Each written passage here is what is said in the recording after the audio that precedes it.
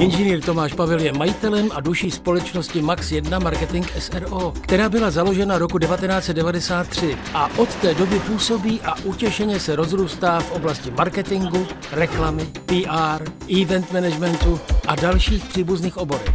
Společnost má roční obrat přes 20 milionů a má 10 zaměstnanců. Jednou ze zajímavostí je, že společnost pořádá největší sérii sportovních eventů pro širokou veřejnost v České republice, a to zejména cyklomaraton tour, turistiku pro zdraví nebo ski for fun. Marketing je pro naši společnost velice důležitý, hlavně ta část reklamy a propagace. Naším core businessem jsou akce společensky kulturní sportovní pod názvem cyklomaraton tour, turistika pro zdraví, ski for fun. Proto jsme se museli naučit marketingově plánovat a mediálně mixovat různá média. Již 7 let používáme různý mediální mixy podle cílových skupin na našich akcích. Takže samozřejmě používáme rádio, televizi, tisk a billboardy. Printová média používáme hlavně z toho důvodu, že tam můžeme zobrazit příběh té akce.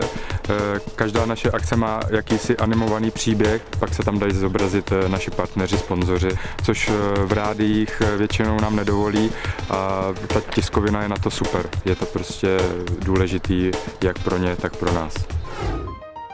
Naše akce jsou po celé republice v daných krajských městech a scháněli jsme dlouhá léta nějaký tištěný médium, který je v dané lokalitě, v daném městě, v daném krajském městě.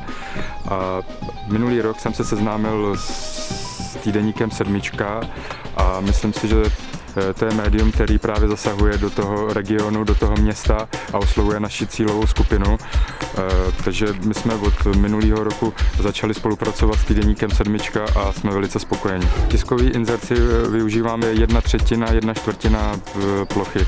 Efektivitu nedokážeme změřit přímo jakoby na osobě, ale dokážeme změřit to, že na danou akci přichází daleko více lidí.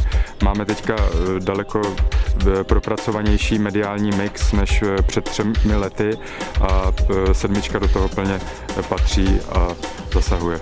Týdeník Sedmička využíváme hlavně, že je regionální. My ho potřebujeme mít v tom daném regionu a zdá se nám, že ta cílová skupina je přesně šitá k nám na míru. Sedmičku určitě budeme využívat, ne-li více.